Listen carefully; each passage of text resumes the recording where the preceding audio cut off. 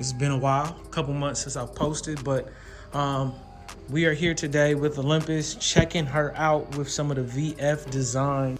I just got back from a ride. I had to try them out. VFDesigns looked out for your boy, and they actually sent me these so that I could give them a fair and honest review on their product. The install of the product, which goes right here in the rear fairing section, you can kind of see right there. Got the other one popped in right over there. Do the honors, please, and turn that key on again for me. Yeah, there you go. Just leave it like that. So they have this little trail function, which is really cool. What they do is when they actually flash, they flash like in a trail. They don't flash like all at one time, which is really nice. It's just a nice little slight, like, turn the blinker on, Zuri. So they have this like little trail function. So they start at one side of the light, then they move to the end. Do the other one for me.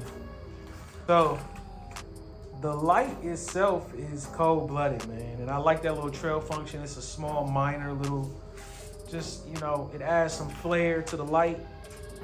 Having a trail like that, it definitely grabs the attention of someone that's behind you or in a lane over from you. So I definitely can see where this product is very performance-based. You know what I'm saying? Like, it's got, it hits the aesthetic. It looks extremely good on this bike, the R7. I know that he makes them for a couple other models as well. They made a solid product, and it's plug and play. So to get it in took me literally probably about 10 minutes.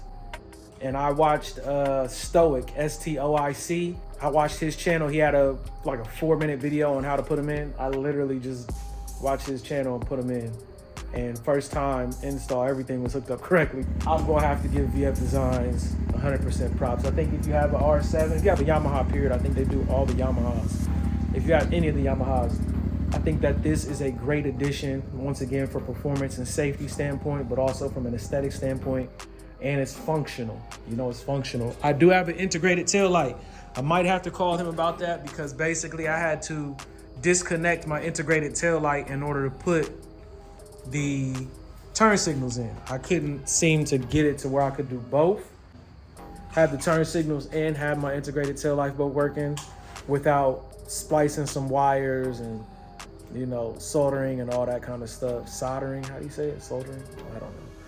Without doing all that stuff, which I didn't want to do. I just don't want to do that. So for now, no integrated tail light, but the brake lights still work, which is great.